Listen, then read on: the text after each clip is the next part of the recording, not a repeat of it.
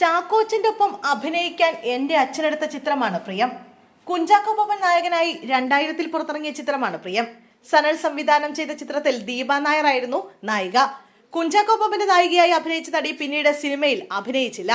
പ്രിയം നടിയുടെ ആദ്യത്തേതും അവസാനത്തെയും ചിത്രമായിരുന്നു. വിവാഹത്തിന് ശേഷം നടി പിന്നീട് വിദേശത്തേക്കും കടന്നു. ഇപ്പോഴിതാ പ്രിയം സിനിമയെക്കുറിച്ച് സംസാരിക്കുന്ന ഒരു വീഡിയോവുമായി എത്തിയിരിക്കുകയാണ്. ദീപ നായർക്ക് സിനിമയിൽ അഭിനയിക്കാൻ താല്പര്യമുള്ളതുകൊണ്ട് ദീപ നായരുടെ അച്ഛനാണ് ഈ സിനിമ പ്രൊഡ്യൂസ് ചെയ്തതെന്ന രീതിയിൽ വാർത്തകൾ വന്നിരുന്നു.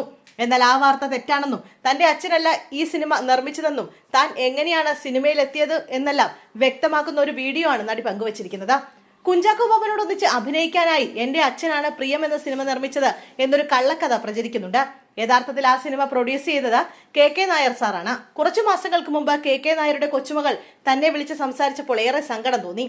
ആ കുടുംബം നിർമ്മിച്ച ഒരേ ഒരു സിനിമയായിരുന്നു ഇത്. എന്നാൽ ചിത്രത്തിന്റെ ക്രെഡിറ്റ് പലപ്പോഴും താൻ പോലും അറിയാതെ തന്റെ അച്ഛനിലേക്ക് എത്തിയതിൽ ആ കുടുംബത്തിന് വലിയ വിഷമമുണ്ട്. തങ്ങൾ ചെയ്ത വലിയൊരു കാര്യത്തിന്റെ അംഗീകാരം മറ്റൊരാൾക്ക് പോകുമ്പോഴുള്ള വേദനയാണ് അവർ പങ്കുവച്ചത്. ഞാൻ ഈ സിനിമയിലേക്ക് സിനിമാറ്റോഗ്രാഫർ വിപിൻ മോഹൻ അങ്കിളും അദ്ദേഹത്തിന്റെ ഭാര്യ ഗിരിജ ആന്റിയും കാരണമാണ് എത്തിയത്. ഒരു ദിവസം വിപിൻ മോഹനും ഗിരിജ ആന്റിയും വീട്ടിൽ വന്നിരുന്നു.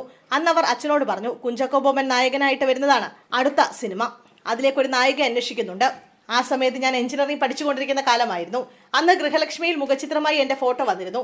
ആ ഫോട്ടോ കണ്ട് ഇഷ്ടപ്പെട്ടിട്ട് മകളെ സിനിമയിൽ അഭിനയിക്കാൻ താല്പര്യമുണ്ടോ എന്ന് അച്ഛനോട് ചോദിച്ചു. അച്ഛനും അമ്മയ്ക്കും തീരെ താല്പര്യമില്ലായിരുന്നു. കാരണം സിനിമയുമായിട്ട് ഞങ്ങളുടെ ഫാമിലിക്ക് യാതൊരു ബന്ധവുമില്ലായിരുന്നു. പക്ഷേ വിപിൻ അങ്കിൾ അച്ഛനോട് പേടിക്കേണ്ട ആവശ്യമില്ലെന്നും നല്ല കഥാപാത്രമാണെന്നും പറഞ്ഞ് സമ്മതിപ്പിച്ചു. അങ്ങനെയാണ് ഞാൻ ആ സിനിമയിൽ എത്തുന്നത്, ദീപ നായർ പറഞ്ഞു.